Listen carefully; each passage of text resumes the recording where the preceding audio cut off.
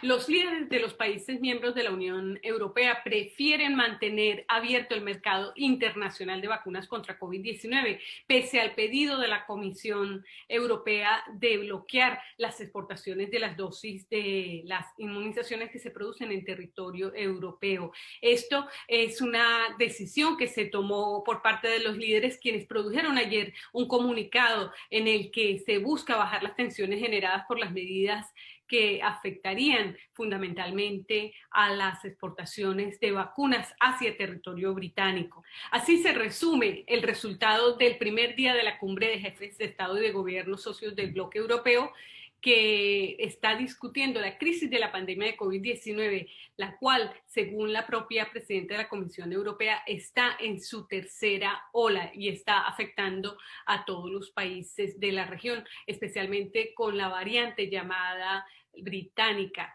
En el comunicado conjunto, los jefes de Estado dijeron que respaldaban las cadenas de valores globales y que las empresas deben garantizar la previsibilidad de su producción de vacunas y respetar las entregas contractuales o plazos. Esto tiene que ver fundamentalmente con que la empresa farmacéutica AstraZeneca, desarrollada con la Universidad de Oxford, advirtió a los países europeos que no podría cumplir el total de los requerimientos acordados con el bloque europeo. En la cita europea, la presidenta de la Comisión Europea, Ursula von der Leyen, también lanzó su plan de vacunación para el segundo semestre del 2021, en el cual se tratará de inmunizar a la totalidad de la población adulta de los 27 países miembros del bloque europeo. Y siguiendo con las noticias en Europa, Alemania está considerando declarar a Francia como una zona de alto riesgo por el coronavirus.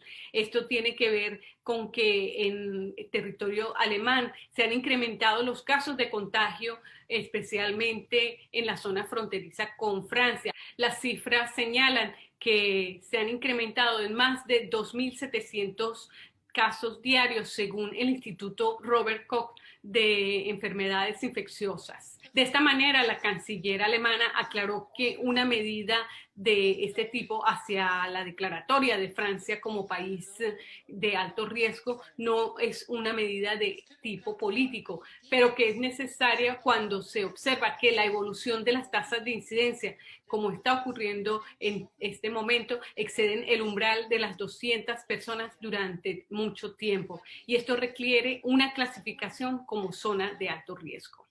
Y siguiendo con las noticias internacionales, en Estados Unidos el presidente Joe Biden prometió que se vacunarían a 200 millones de personas contra COVID-19 antes de que se cumplan los primeros 100 días de su gobierno, previstos para el 29 de abril próximo. Esta medida la anunció el mandatario en la primera rueda de prensa que dio ayer frente a los medios nacionales e internacionales desde que asumió la presidencia el pasado 20 de enero. Inicialmente el mandatario estadounidense había prometido que se aplicaría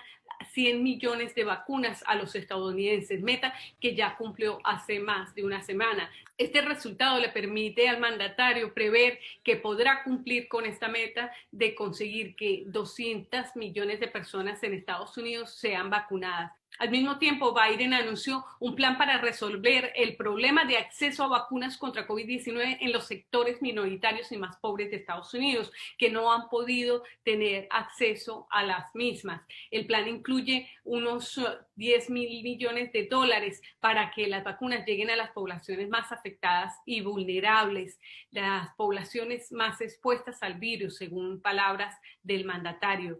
Y sobre la crisis migratoria entre Estados Unidos y México, el presidente de Estados Unidos dijo que su gobierno trabajará para que se le dé trato humanitario a los solicitantes de asilo. Y por último, para cerrar las notas internacionales, la información tiene que ver con que los precios del petróleo sufrieron un alza del 2% en los mercados internacionales este viernes ante los temores por una crisis de suministro de energéticos generada por el bloqueo que se mantiene en el canal de Suez. Recordemos que allí se encalló una embarcación gigante esta semana y tiene atascado a más de 100 embarcaciones que tratan de cruzar la vía de tráfico marítima más grande del mundo. Hasta aquí el resumen de noticias internacionales que destaca la prensa. Les saluda María Victoria Cristancho para Express News.